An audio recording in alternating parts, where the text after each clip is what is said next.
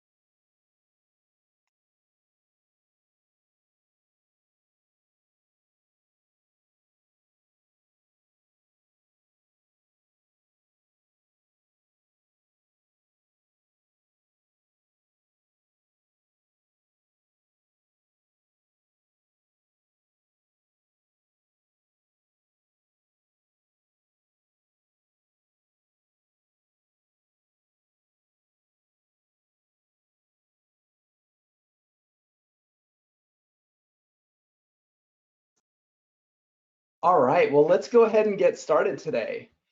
Hi, everyone. Welcome to our webinar, Lighten the Loads with Luminaire Level Lighting Controls, presented today by BOMA, Oregon, and Better Bricks, a commercial building resource from the Northwest Energy Efficiency Alliance. I'm Chris Meek, Associate Professor of Architecture at the University of Washington and Director at the Center for Integrated Design at the university's College of Built Environments. I'll be serving as your moderator, and first we'll have Josh Pelham from NIA share a little bit about Better Bricks and about BOMA, Oregon. Thank you, Chris, and good morning, everybody. I just want to take a minute or two to introduce myself and give a little introduction / overview of Better Bricks. Again, my name is Josh Pelham, and I am the Market Channel Manager for Building Professionals and Trades at the Northwest Energy Efficiency Alliance, or more commonly, we're known as NIA, because it's a lot less of a mouthful. And NIA, for those unfamiliar, we're a nonprofit organization, and we work on behalf of and are funded by electric and natural gas utilities and energy efficiency organizations around the Northwest. And what we do is we work with those utilities and market partners like BOMA, Oregon, to accelerate the adoption of energy efficient products, services, and practices. And we do this across a portfolio of energy efficiency programs. And while we span multiple markets and industries, I personally get to focus quite a bit on supporting the adoption of energy efficiency in the commercial real estate market. And we do that through Better Bricks. So Better Bricks, you may be a little bit more familiar with. It's been around for several years now. We've been working with partners around the region. But for those where Better Bricks is entirely new, it is I guess Chris mentioned, it's a commercial real estate resource, and it's intended to support just about any professional working in that industry, whether you design, build, manage, sell, operate commercial buildings. We have resources and tools to help you integrate energy efficiency and make decisions around energy efficiency a little bit more easily, and by being a little bit more, having a little more information at your fingertips. And so while we believe there are many good reasons to incorporate energy efficiency into commercial buildings, we really truly believe that there are tangible business benefits to doing so.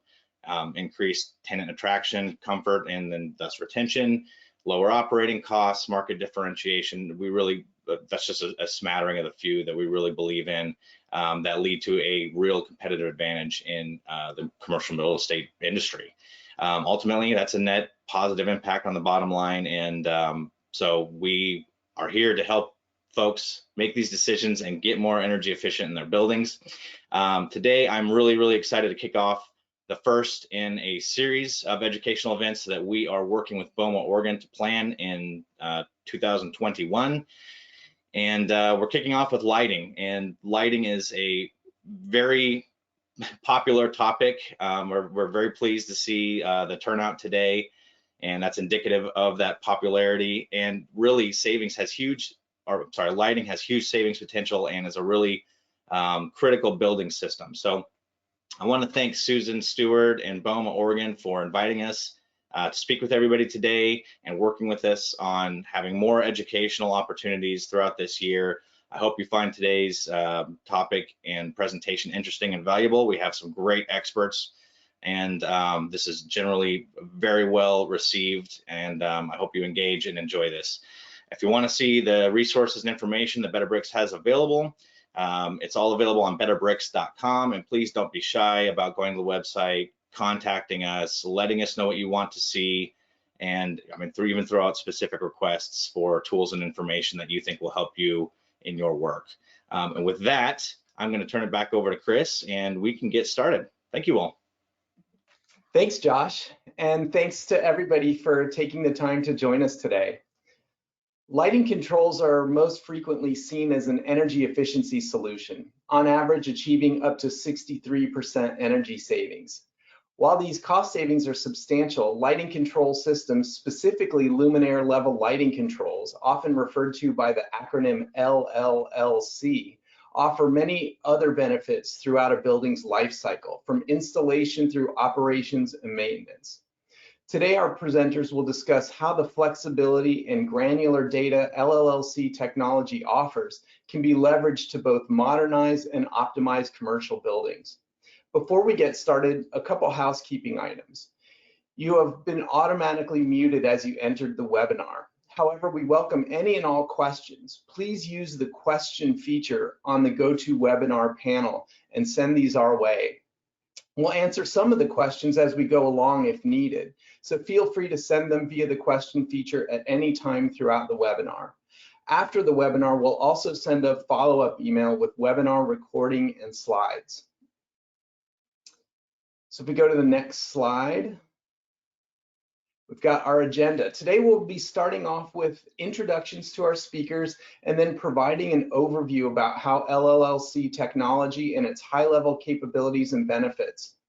Then we'll discuss how LLLC systems work in practice, sharing a few different real-life applications. We'll wrap up with a dedicated portion of time for question and answer session. So with that, I want to go to the next slide and introduce our two speakers today. Our first expert is Angela Pylant, who has worked in the lighting and energy industry since 1995 and at Evergreen Consulting Group since 2009. She currently works on several energy efficiency programs in the Pacific Northwest, providing energy efficiency measurement, research, and site consultations. Before Evergreen, she supported Portland General Electric's lighting rebate programs, coordinating numerous energy savings initiatives with large commercial and industrial customers that leverage lighting design and controls. She specializes in program design and implementation, market and trend analysis, trade ally development, and training. Next, we're going to have Ben Woodhouse, who has worked in several different roles within McKinstry's Energy Services Construction Management team since first joining in 2008. Today, he serves as Regional Lighting Development Manager and is one of McKinstry's in-house lighting gurus. He supports the development and delivery oversight of lighting projects across all of McKinstry's regions of business, focusing on markets that encompass municipalities, K-12 education, higher education, and healthcare.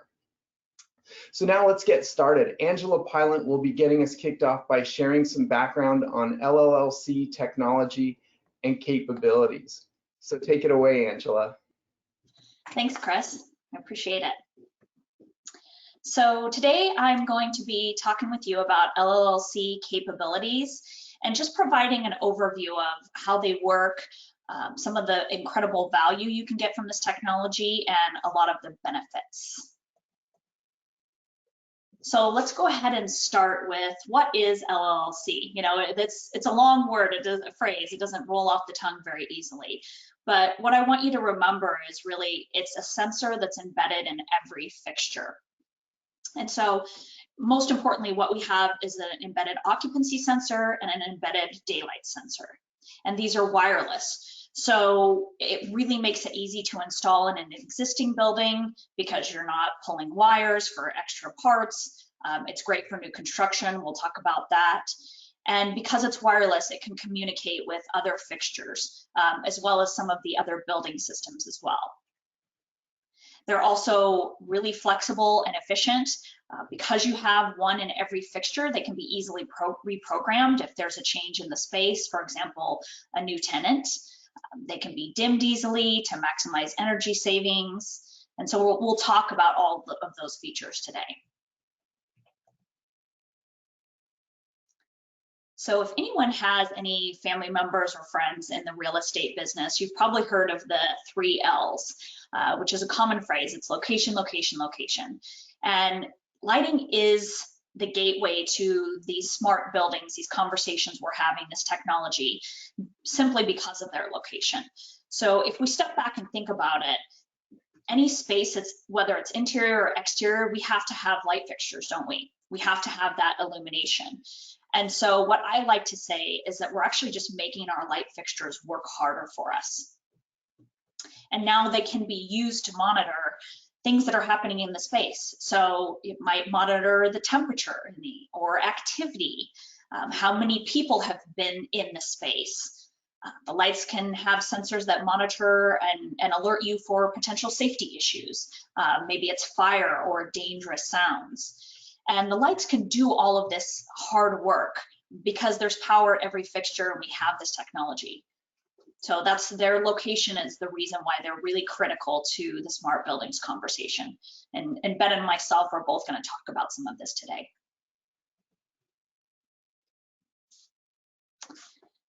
So I want to spend a little bit of time talking about the capabilities of LLLC. And what you see on the slide here are the really core functions of LLLC.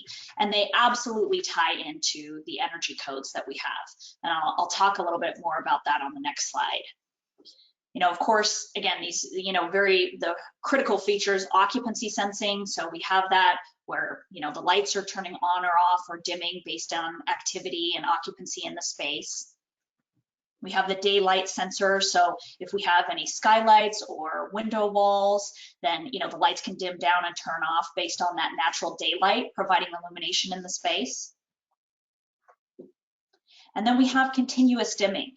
So if you think about the legacy systems in the past, like fluorescence mainly for most spaces, we had the capability to dim fluorescence, but most of the time they were what we call step dimmed. So you'd dim it down maybe 25% in those increments, and it was very visible to the occupants, anyone in the space.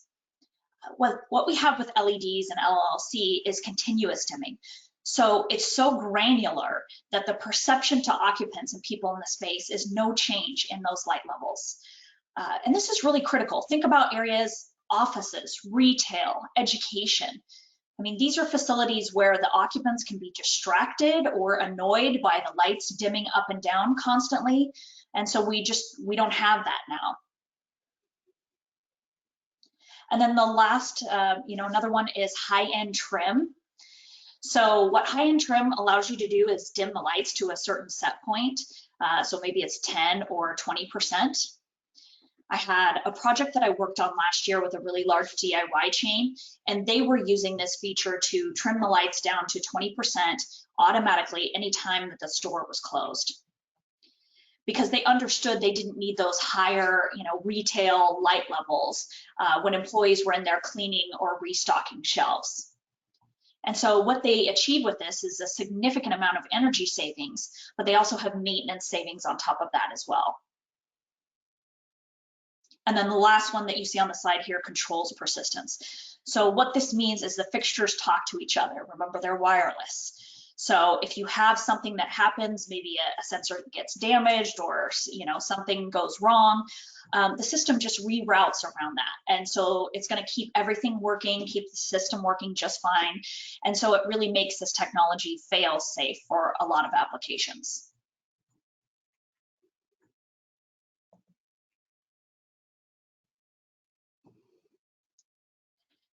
So let's talk a little bit more about energy codes.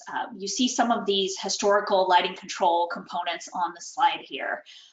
When you think about LLLC, think about it as being code compliant right out of the box.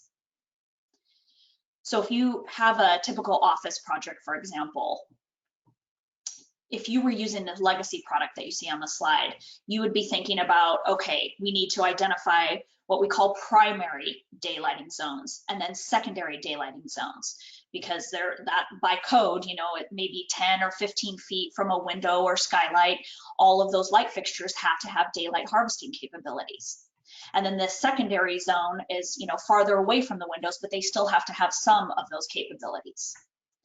Then you have to start laying out all the, not just the fixtures, but all these sensors, everything that you see here on the slide. You have to do that to make sure that you're meeting code. And so you can see the kind of work that goes into designing a system like that, just to make sure it's code compliant, that you have that occupancy and daylighting. And so, you know, just overall, that type of planning, it takes a lot of time. LLLC, they're code compliant right out of the box.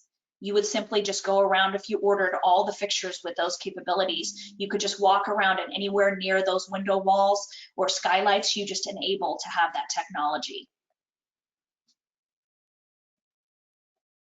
Another thing that we're seeing now in our area is code officials and people who are influencing codes, really understanding the benefits of this technology. You know, for example, the new Washington State Energy Code that just came out and went into effect, it actually specifically calls out LLC technology. And then they have some requirements around it and some performance parameters, which is great. I mean, it's exciting for us to see a state really look at this technology and see the value in its installation and put it into their codes. And we're not going to see that just in the Pacific Northwest. We're going to see that throughout the country.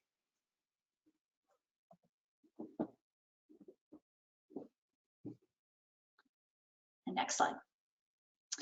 So I just want to address a couple of common myths. These are things that I hear when I'm working in the field with customers over the years. One of the first ones, and you know, probably the most important, is, you know, this technology is just too expensive to purchase and install. And certainly, you know, some of the capabilities I talked about, and Ben is going to talk about, they are expensive. You know, there's a cost associated to having those. But it's just like with any technology, and I'll use LED TVs as a great example. When that first came out, you know, those were thousands of dollars. And now you can get a 55-inch big screen TV, LED TV for, you know, $300 or $400. And so what we're seeing in the market is more people using and installing this technology. And as it becomes more prevalent, those costs start to come down. And then there's also potentially significant incentives that you can get from your utility company for installing these. And so that's really important. So I would always stress, you know, talk to your local utility provider, find out what incentives are available, not just for retrofit, but new construction or a major renovation. A second myth is that, you know, we know lighting controls save a lot of energy, but, you know, it's going to be annoying to my occupants. I don't want to deal with it. And it's, you know, I understand, you know, especially with some of the early technology with sensors, you know, there were issues. But just think about some of those features I talked about, just like that granularity of the dimming. You know, if you have a concern around, you know, how occupants are going to work in that space or feel about the controls, you can make it, you know, where they don't even realize what's happening. They don't, you know, they don't have to be actively engaged with that. You can have, you know, automated dimming with daylight harvesting, and you could do high-end trim, and it can be completely seamless where they never really see what's happening with the lighting system. And then the last one, certainly, you know, these systems are just too complex. They're difficult to maintain. One of the other trends that we've seen from the manufacturers is really taking that into account and trying to make these platforms and the technology as user-friendly and intuitive as possible. And why that's really important is because a lot of these systems, especially the ones that tied in before with the controls, other building management systems, you know, you might have one PC that's sitting somewhere that somebody took a lot of training or had to go back to a factory to be trained on. And when that person leaves the facility, then no one knows how to operate the system. we don't have that now. What manufacturers are using is, a lot of app-based technology for this. So you can get on your phone or your tablet, download the app, and do everything that you need to do with the lighting system through that platform. And they're making it very easy and intuitive to do that.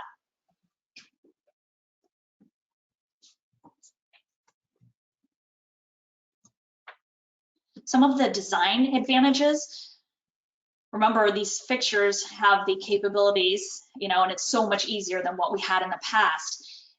Think about what I was talking about with the daylighting zones and trying to meet code. If you're a designer or you're hiring someone to design the lighting and controls in the space, you don't have to pay all of that additional cost now for the electrical or the wiring and the design if you just go all LLLC. All that work I described earlier, daylight zones, designing the control components, designing the wiring, how it's all going to work. That's a lot of time spent by someone. And that time equals money, doesn't it? So the cost savings with LLC is very significant.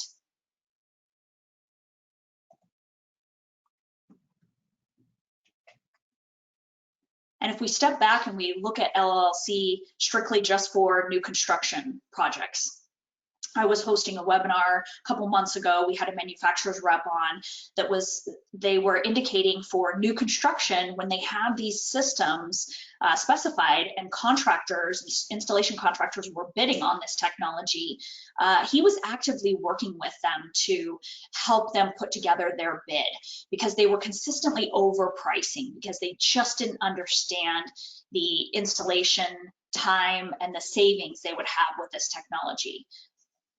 And so, if we think about eliminating the cost with the design, on the installation side, if you have all of this technology integrated already into the fixture, all you're doing is downloading the app and enabling those, and maybe doing a bit of programming based on that area. And so it really dramatically reduces the time that we have for both design and installation. So it really streamlines it. And then one of the other benefits as well is after the material is installed, an owner or an owner's rep, whoever is on site, can just download that app and go into the fixtures and make changes if they need to. So maybe the work is changing in the space and they actually want to, trim the lights down a little bit. They can go and do that. They can do all of that reprogramming themselves.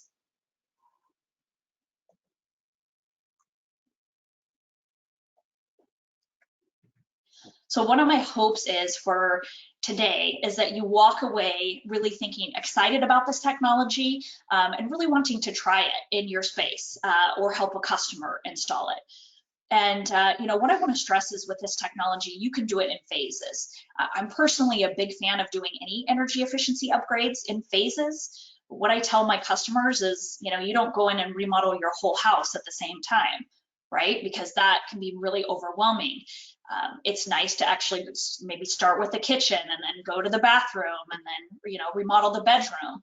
It's much easier to live in the space and be in the space if you do those upgrades in phases. And so it's no different for these type of lighting and control systems for these upgrades.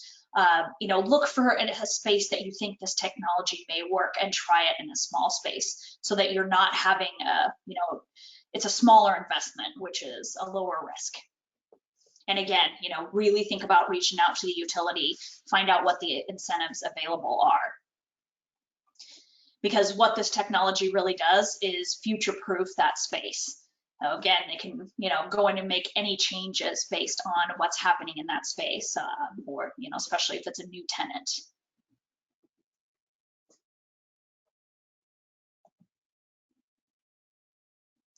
So I want to transition over to kind of, we talked about all the features and benefits, but what kind of savings do we get from this technology?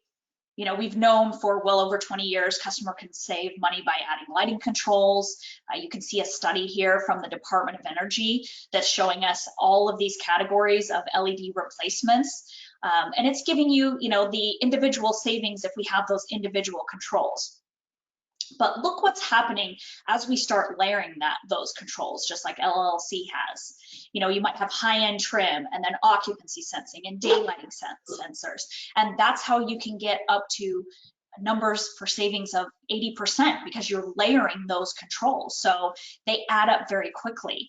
And if you see the ones I have highlighted here, just very common applications for the warehouse and industrial, you see those smaller savings with the individual components, but when you add all of them together, it's pretty significant.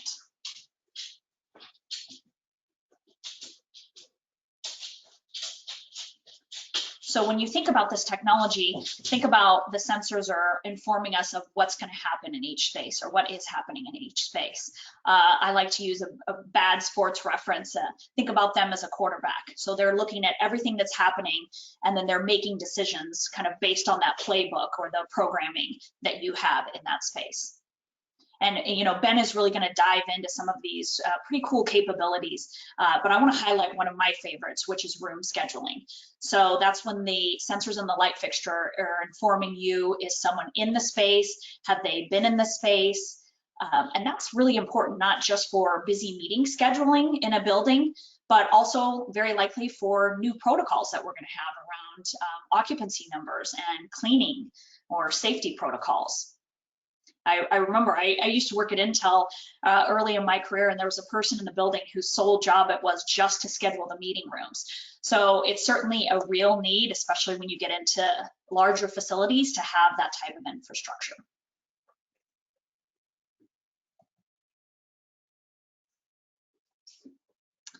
And you can see an example that I have here on the slide. Again, these comprehensive building management systems, these controls have been around for many years, but we've never had it where they've been so simple and intuitive to use. So that is just an example of an app from one of the manufacturers that has this technology. And so you can see it's very clear, it's simple, it gives you all that information right at your fingertips. I like to use a comparison for this technology. So let's say that you buy a smart TV. That acts as a platform. So now, maybe you get Netflix and HBO. You may only get a few apps and use that in the technology, but you can also, you're in control. You can also have, 10 or 15 streaming services, and it's up to you how you use that. It's very similar with this technology. You can have some pretty straightforward, simple characteristics, or you can have a much more complex system. It's really up to you and what your needs are.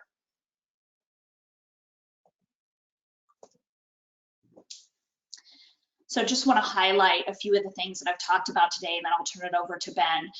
These are, overall really the keys about LLLC. So we have that easy installation, and we've really seen those prices drop over the last few years. And in some cases, you can even have everything pre-programmed at the factory, so you don't even have to go in and set anything up. It gives us long-term flexibility, so we can change the needs, what's happening based on what's happening in the space, whether it's new tenants or new work being done in the space. And then, of course, the energy cost savings. That's really a gift that keeps on giving, and it's not just energy savings, it's a lot of maintenance savings as well. So you can really maximize, you can really hit those high numbers of savings based on, kind of what's happening in the space and how you choose to program these. And of course, the occupant experience, Ben's going to talk about this, but this technology not only can tie in with an HVAC system, there's color changing capabilities. There's a lot that you can do with this technology that really improves that occupant experience. And then lastly, some of the non-energy benefits. There's a lot of appeal and benefits and what we call non-energy benefits, or NEBs, with this technology.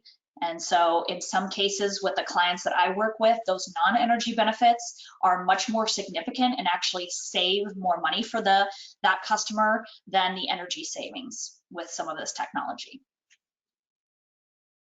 So with that, I'm going to turn it over to Ben to talk more about some of those exciting features.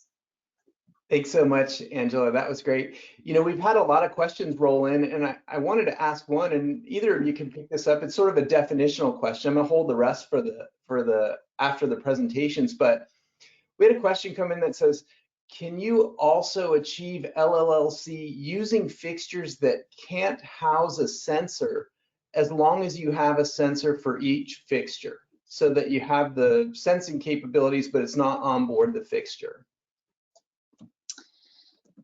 Yeah, it wouldn't fit in with the definition of what LLLC is or how we define that, because it is, you know, really truly embedded, having those embedded into the fixture. But you could certainly have a lot of the capabilities I talked about with external components. You know, personally, just what I see in some cases that increases the cost to design and install and maintain.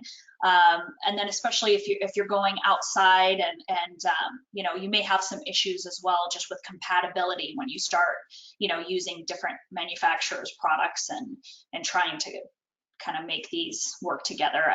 Do you think I'm kind of answering what the question was there? I think so. You know, one of the real advantages of the LLC is it's a single component. But I've seen applications where, for example, a downlight has an outboard sensor or and some other technology. So why don't we pass it over to Ben to hear more about LLLCs and application, and then we can get back to these questions after that. Thanks so much, Angela. Thanks. Perfect. Thank you, Chris. Well, thank you, everybody, and hello. Good morning. Thank you all for being here. I'm glad to be here as well. My presentation is going to be focusing more on the considerations and the adoption of the application of LLCs and quickly cite some examples.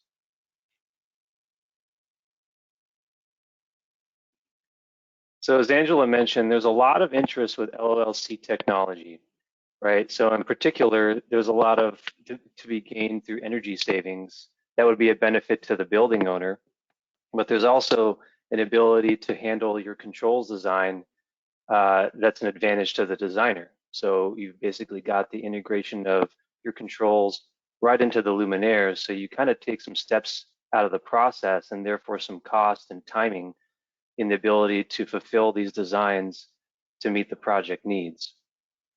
And then as a building tenant, that level of granularity of having control on pretty much every single fixture allows you to have a way of connecting with the lighting that's serving your specific space. So you're not talking about working in a big common area where the 80-20 rule applies. The lighting system is adjusted to what the majority of the folks need in the space. When you have that kind of fixture level granularity of control, you have the ability to interface with that system and task tune it to your needs, possibly even tune it to the hue of white, that tunable white capability that some folks are familiar with. And now that you've got more automation in your system, you basically have a way of setting a lot of those parameters up front, either at the turnover of the project or even as you've kind of worked into the building system a little bit, learning what people want, the settings that you want to make as a final adjustment to your system, and have that be pre-programmed so that every time you occupy the building, the lighting system is basically tuning to the parameters that you've set. So that's all built in as an automatic system.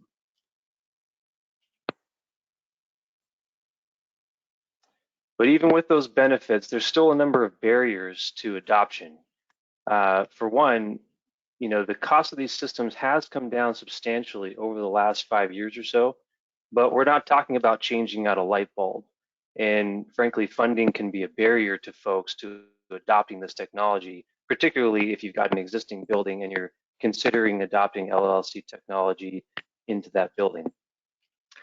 LLC systems still seem complex to some people. They're not really sure how to even start thinking about it or what that impact is going to have on the operations of their building.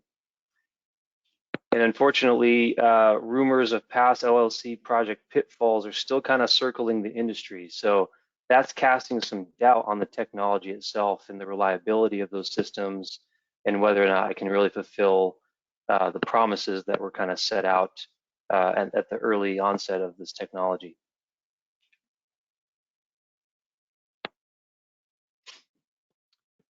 But even though there are these barriers still looming out there, there are a number of ways we can move past those barriers.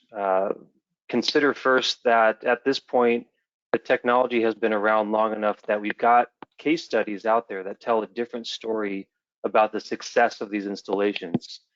And you've also got battle-tested industry professionals who are now contributing to the best practices of what's the best way to adopt this technology into our building so that we are learning from the early adopters of this technology to help inform the next wave of evolution. And manufacturers are also picking up on this. So they're taking in lessons learned, they're working out the bugs of the technology, and today we're being offered what would be the equivalent of a Gen 3 type of a product that has gone through a few iterations, been sort of market tested, and now we've got better products available to us to meet our needs. And like I said, we can thank the early adopters for this, you know, folks who kind of jumped in and integrated this technology when it first became available. That allowed the industry to sort of pick up on that and start to play catch up. And now we have a number of utility districts that are offering incentives basically to help encourage the adoption of this technology. On the other hand, you've also got building codes that are becoming more and more stringent, making it such that one of the only ways you're going to be able to comply with code is to adopt this technology, where you're saving the cost in the equipment and the design to implement it and meet your energy codes or your performance control codes in a given space. So there's sort of a carrot and a stick relationship happening there between the incentives and the codes. But perhaps even the greater reason to consider adopting this is the future vision of the building of the future.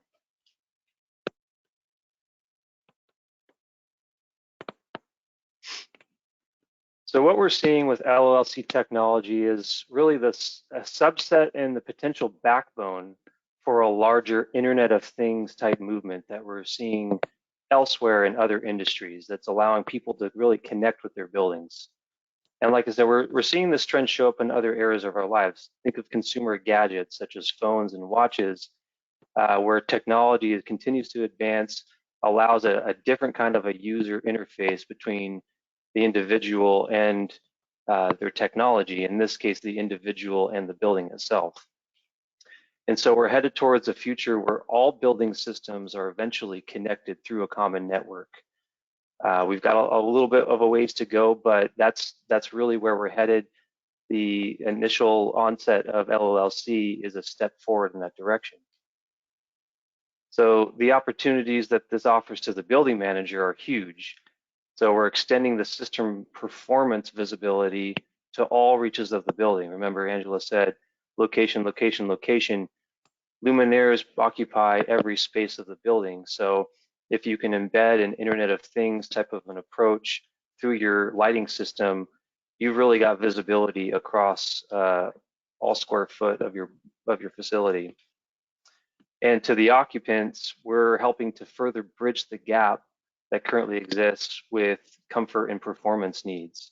So with traditional controls technology and the segregated nature of how those controls support different building systems, we're still trying to make buildings comfortable for people. You still got people with task lights on their desk and space heaters under their desk, that kind of thing, to help make their personal workspace attuned to their needs. And with an IoT type of a platform, we can continue to bridge that gap and make these buildings better serve the occupants.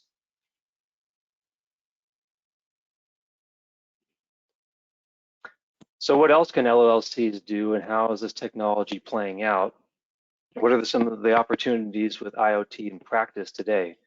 Well, consider a healthcare facility and the fact that hospital beds, for example, are a critical resource, but beds are typically scattered about a hospital, and we know that hospitals are ginormous and sort of a labyrinth.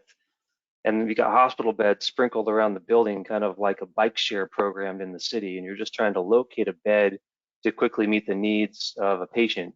So through an IoT type of a platform where maybe you've got a sensor on your bed that's connected to the lighting system, you can quickly locate assets like that. So it's a kind of an asset tracking in the healthcare environment.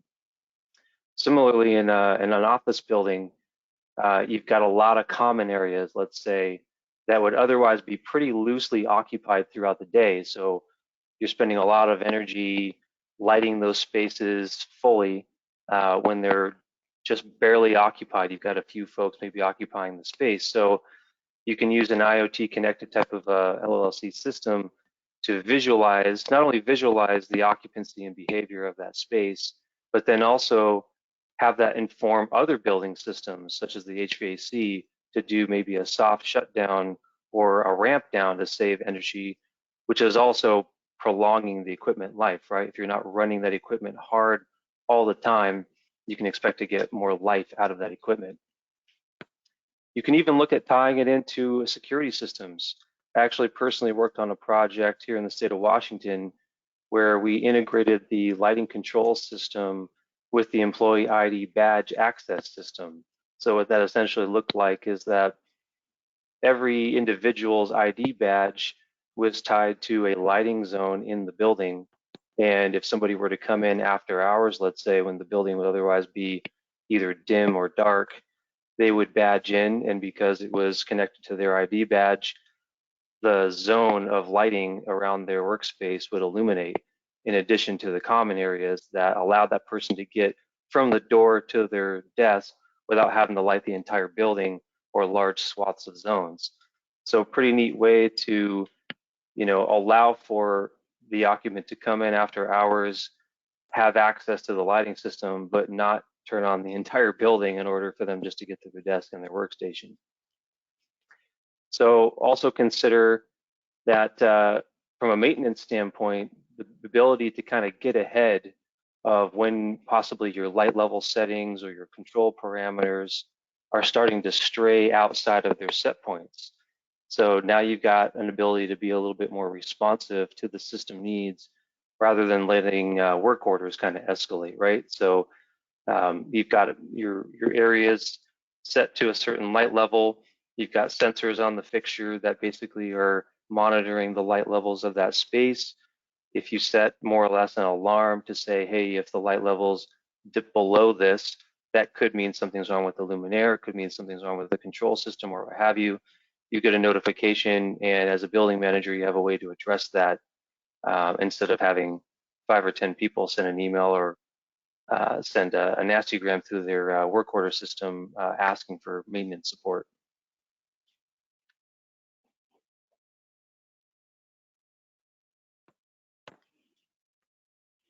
So I want to revisit this concept of a building of the future.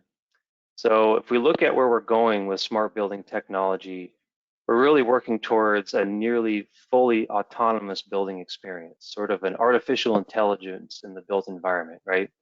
Today, it's an IoT type of a platform that we're working into where multiple building systems and gadgets are connected on a common platform.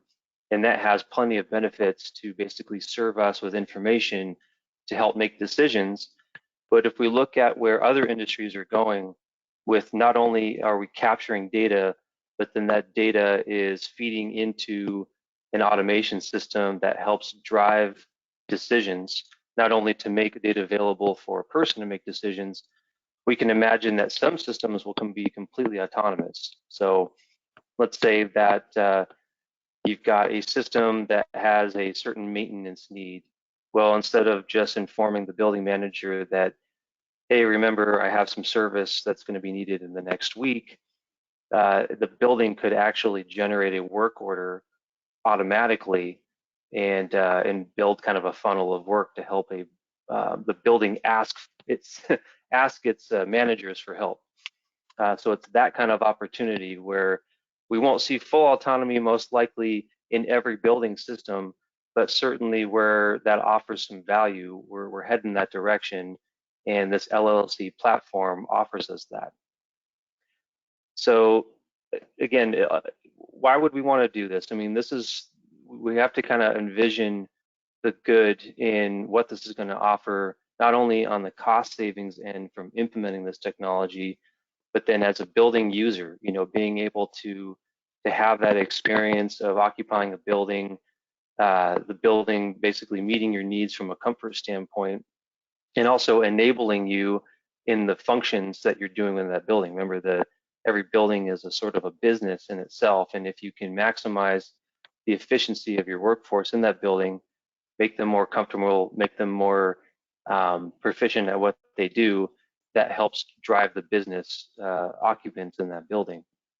And then as a building manager, to be able to take the burden off of the hands-on maintenance needs that are required in traditional building systems, and offer a way to build some autonomy in there to make that easier and allow the management team to be more in front of those issues, that's going to make their lives a lot better too. So we're finding ways to make smarter buildings work in our favor, not just to do it, And so it will be selective. There will be some growing pains along the way as we continue to work through what that actually looks like, including dealing with some privacy topics related to kind of full oversight of the building. But really, this is the next step forward, and Luminaire Level Lighting Control is a way for us to kind of take that next step and bridge that gap between where we are today and the building of the future. Thank you. So thanks, Angela and Ben, for sharing your expertise with us today. We've got a lot of questions coming in, so I want to get started getting them answered. Ben and Angela, if you can turn your cameras on, we'll maybe just jump into some of these, and those of you on the webinar, feel free to keep adding questions into the question panel if you have them. First one I want to start with is a question about sort of roles and responsibilities. So it's asked by a lighting designer who's interested in knowing whose scope is it to do the programming and setting up of the capabilities. Who typically takes that on? Who does the commissioning? And then if there's a mix of LLLCs and conventional fixtures, is there any advice to think about how to go about that programming and sort of management of the system? I can take a first stab at that unless you got something, Angela. Yeah. Oh, go ahead, please. So yeah, absolutely. Roles and responsibilities is going to be huge, right? I mean, the more that you have an integrated system, the more in some ways that you require more integration of your project team to make sure that everything is set up in a way that was envisioned by the goals of the project. So, the manufacturers of these products, of these LLC products, are the experts of their product. So they're going to be the ones who need to play a heavy hand in the initial programming of that system. But the guidance of how to program that system needs to come from the designer. So the designer is going to be working closely with the building owner to understand the needs, what the project criteria is, and make sure that it's being fulfilled ultimately in the programming.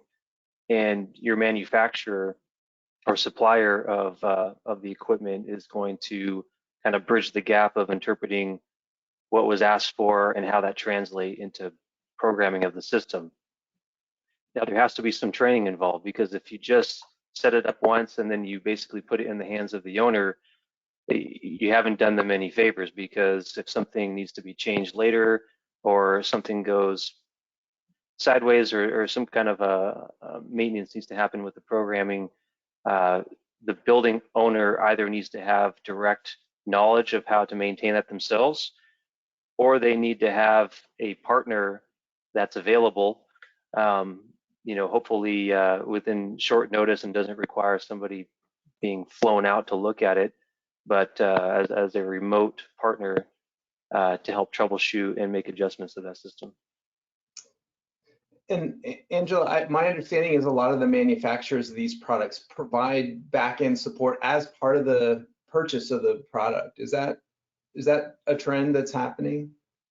Yeah, and also just the local manufacturer's rep for that product can be, they typically will have a control specialist that's trained on that product on staff that can come out and assist. In some cases, I've even heard where that's included as part of the price of the system for whomever to come back 6 months after and just kind of, you know, do a check after it's installed, make sure everything's operating, see if they want any changes or additional training.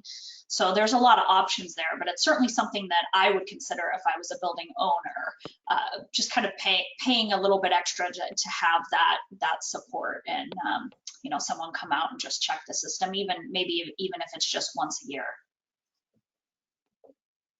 So another question that's come up is simply what's a good first step if you're interested in LLCs, and how do you learn more, or where do you start if you're interested in learning more about how this type of technology can support your space and lighting needs?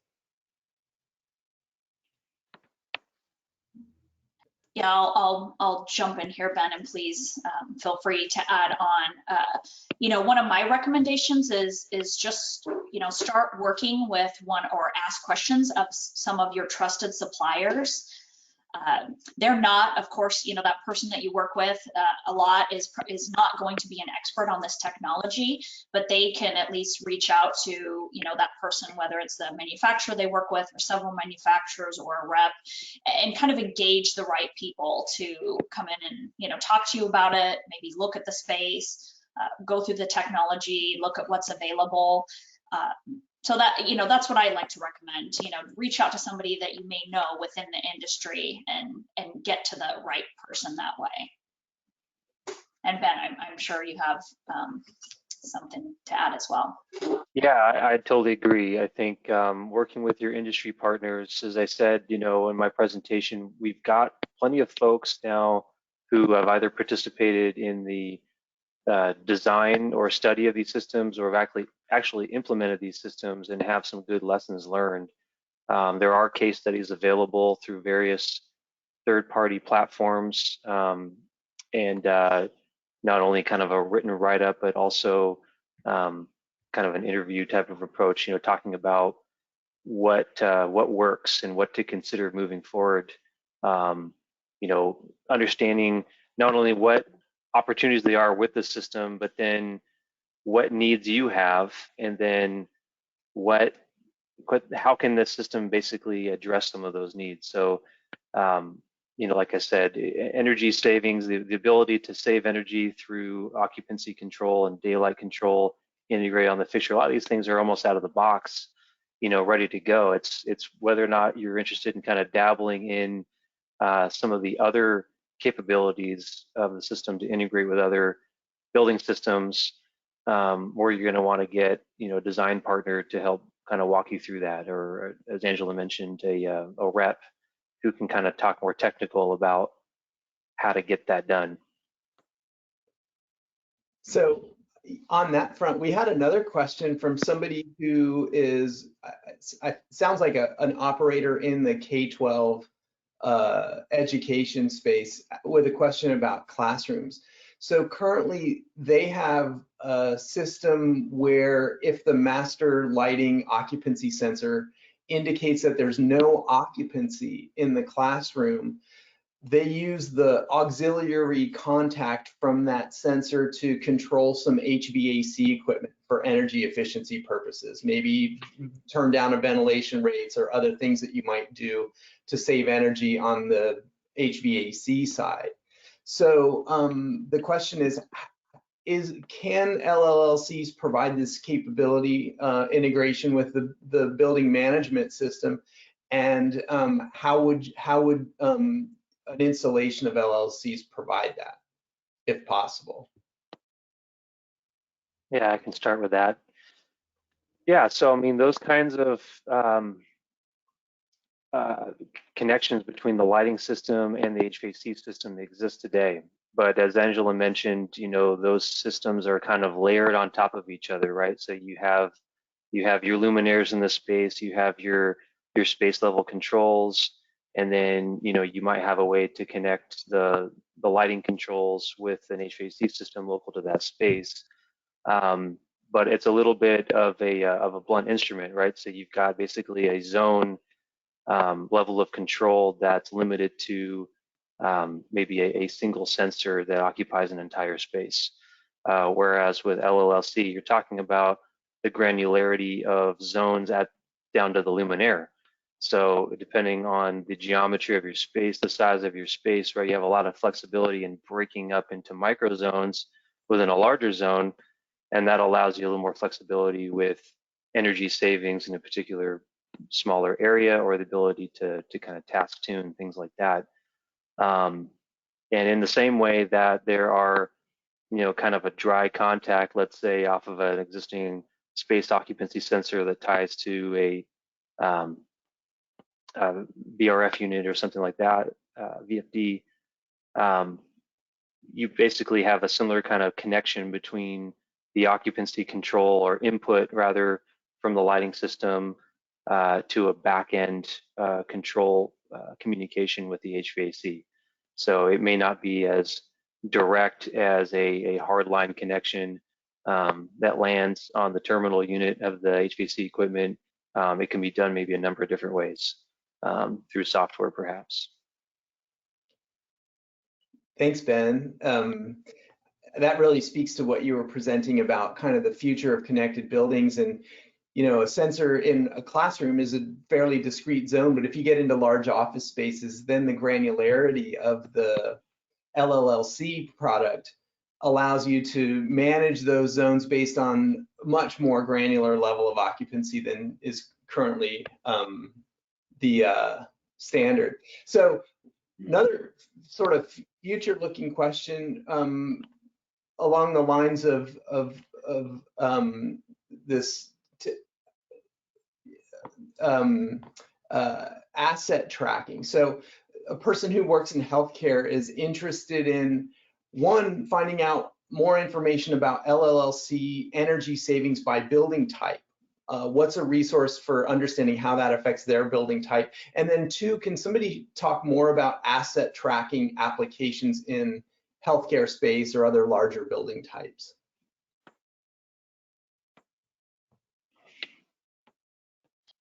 Yeah, I could start with that, Ben, and then have you jump in. For some of those features, especially with asset tracking, where it's going to look for anything that you see is important.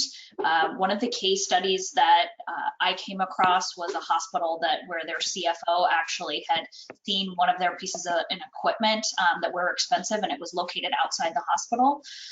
So in essence, someone had taken that, and so they invested in this technology with LLC and had the asset tracking for all those key pieces of equipment, because they were so expensive and costly for the hospital. But they ended up with a significant non-energy benefit that they really didn't think about when, after the system was installed, like the doctors and nurses in the hospital could immediately track a piece of important life-saving equipment right away and know exactly where that was without having to call people or page people. And so that was just a extreme benefit that they didn't think about until after the system was installed. So it's kind of stories like that where we hear just how beneficial the technology is. And then Ben, did you want to add anything to that? Yeah, I think we can imagine that as we continue to accept that different widgets in a building are connected through some kind of a shared platform, and that there's some kind of a unique RFID tag, let's say, that's on all building assets, particularly the ones that are the most critical for the business operations of the facility, those can be monitored, their location can be monitored throughout a building through an LLC IoT type of a platform. The sky's the limit on exactly how far we go with that. You might want to start with the critical pieces of equipment that have a tendency to not be left where you need them to be when you need to access them, and as Angela mentioned, having to call or page people to figure out where that is. So you want to address those things first. As far as resources, we could probably follow up with maybe some links or a list of websites that basically have some good case studies, per vertical. So I think the question was beyond healthcare, where else could this go? Maybe K-12, things like that. to kind of explore that idea of, where else asset tracking could be useful. So I think we'll probably share that afterwards. Yeah, thanks, Ben. Absolutely, there's more information about that on the Better Bricks website. I'm seeing that we're right at the top of the hour, so we've got to wrap up. And I want to thank everyone again for joining us, and absolutely to our presenters, Angela and Ben, for providing their insights today. If you're interested in learning more about LLLC technology, please visit the betterbricks.com website /LLLC. And as a follow-up, this recording and the slides via email with everyone. So thanks so much for joining us today, and have a great rest of your day. Thank you.